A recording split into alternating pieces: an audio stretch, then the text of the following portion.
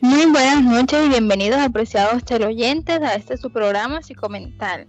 En este nuevo capítulo le traemos un tema muy interesante. Le hablaremos de la psicopatología de la psicomotricidad.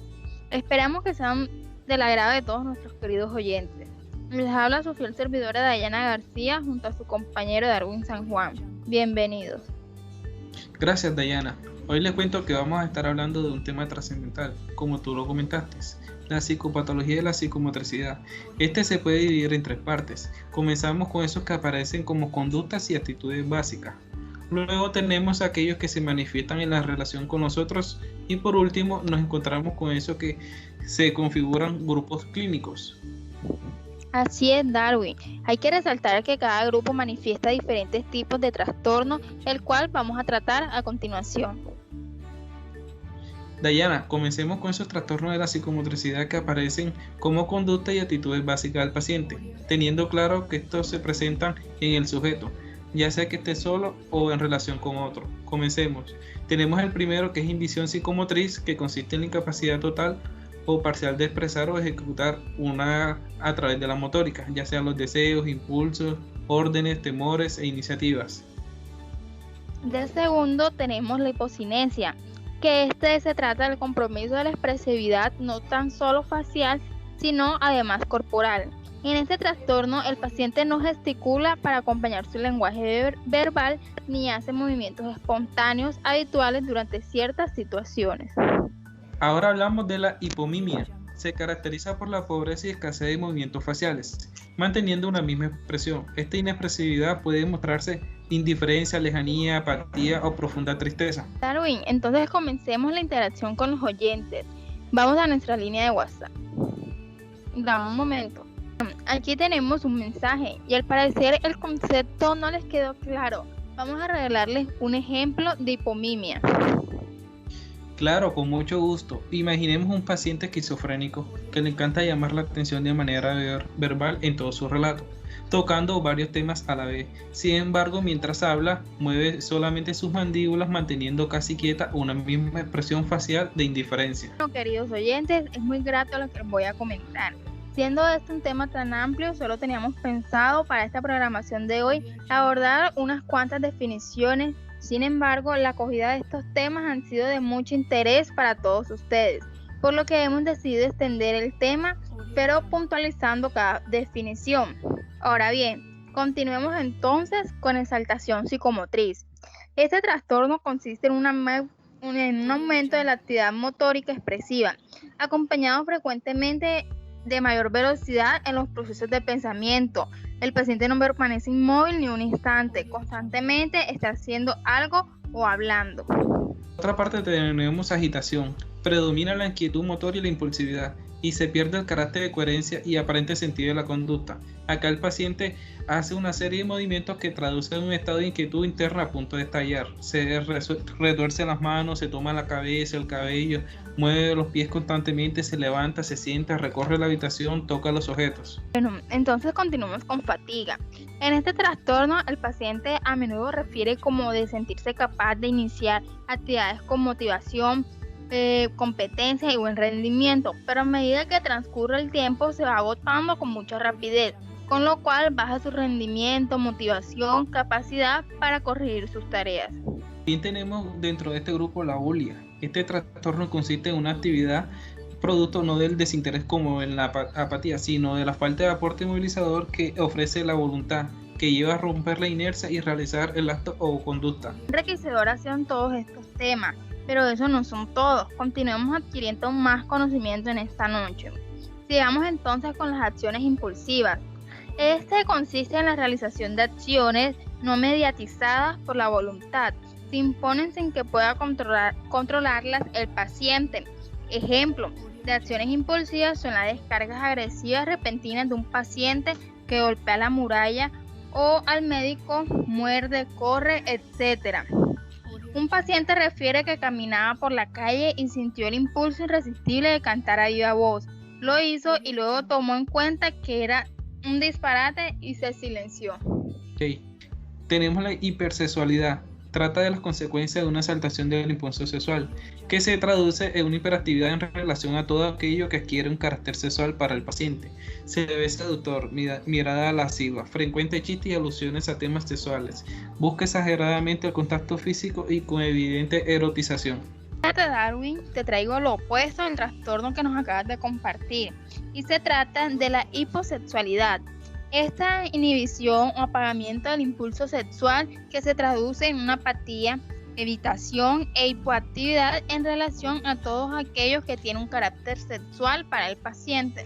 Diana, también tenemos cofragia. Se caracteriza por la presencia de un impulso infrenable a comer sus propias heces o tomar su orina. Su conducta a veces parece un juego, esparciéndola en el cuerpo o en el ambiente para finalmente llevársela a la boca e ingerirla. Por otra parte, también se encuentra la inhabilidad motora. Aquí el paciente presenta reducción de destreza para llevar a cabo algunas actividades, con dificultad o incapacidad para realizar muchas veces simples tareas. Asimismo, está la apraxia, que se caracteriza por tener dos tipos.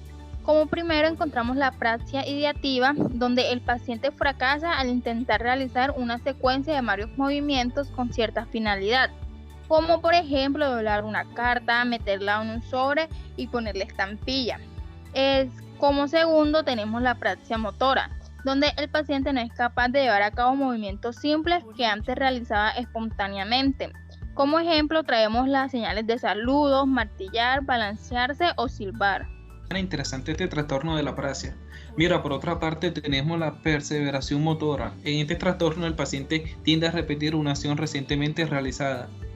En este sentido, sigamos entonces con la ambivalencia intencional o ambivadencia, el cual es caracterizado por la expresión simultánea de tendencias a la acción totalmente opuestas, lo cual lleva a una actividad contradictoria, alterante o a la parálisis de la acción.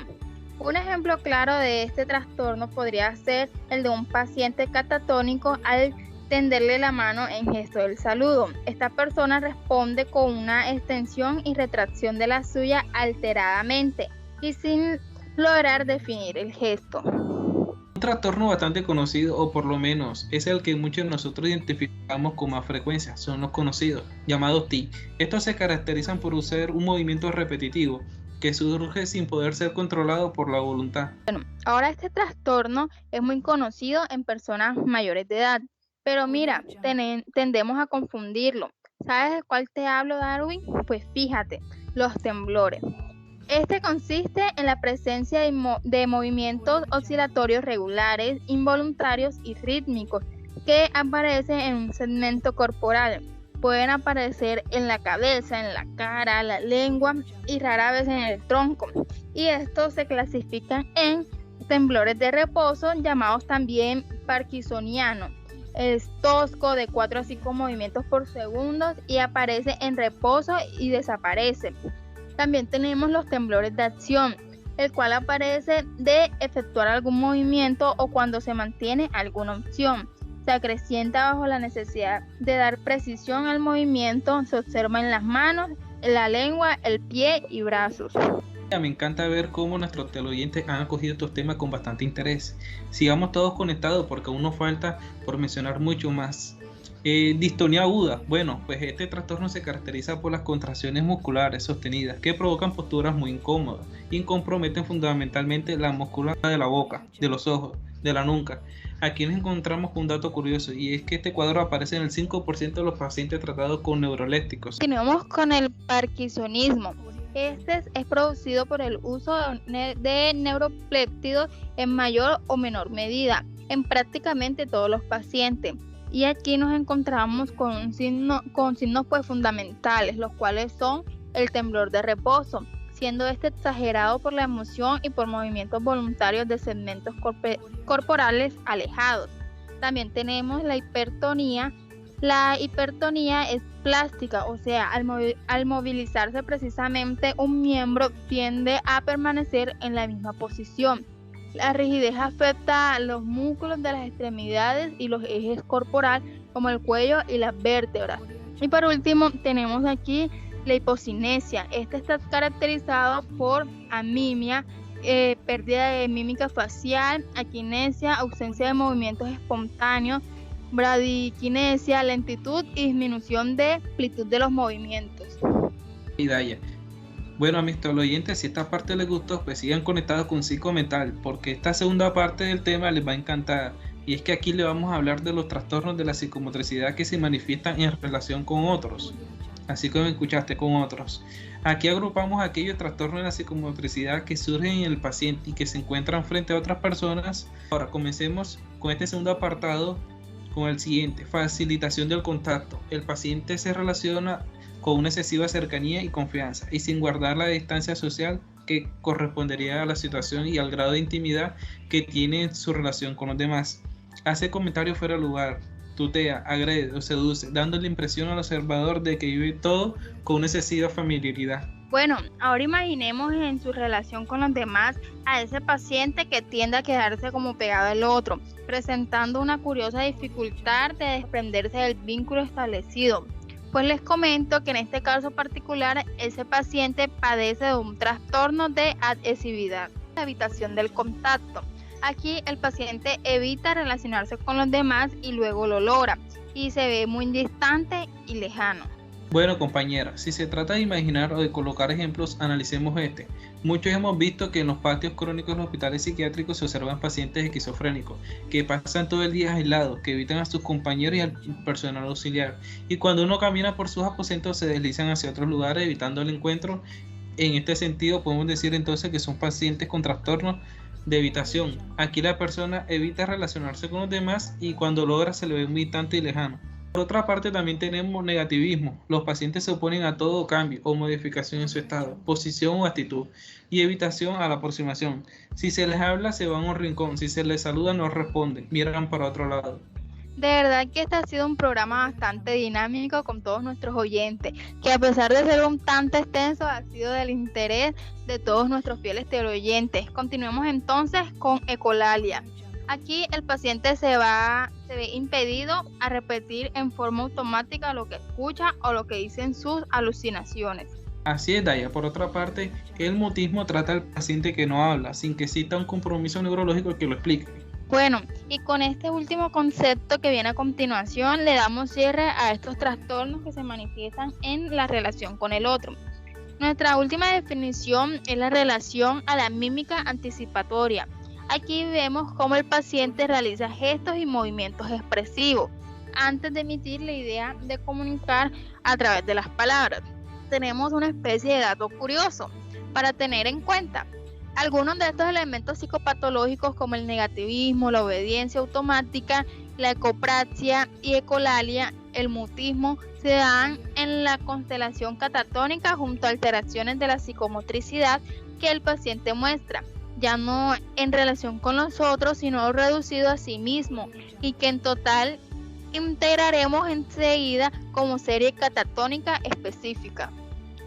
Así es, Daya. Con esa última definición le damos de igual manera apertura a nuestro último tipo de trastorno en relación a la psicomotricidad, que es el que configuran grupos clínicos. Entonces tenemos serie catatónica, que agrupa una serie de trastornos de la psicomotricidad que presentan características peculiares y tienen en común el manifestarse en un ámbito clínico constante. Ellos son catalesia, flexibilidad serea, pseudoflexibilidad, catalesia, cataplesia, paraquinesia, automatismo, estereotipias, amanetos, mueca, musitación, monólogo. Uy, no sé tú qué piensas, pero con cada definición nueva me da aún más ganas de ser conocedoras de nuevos conocimientos.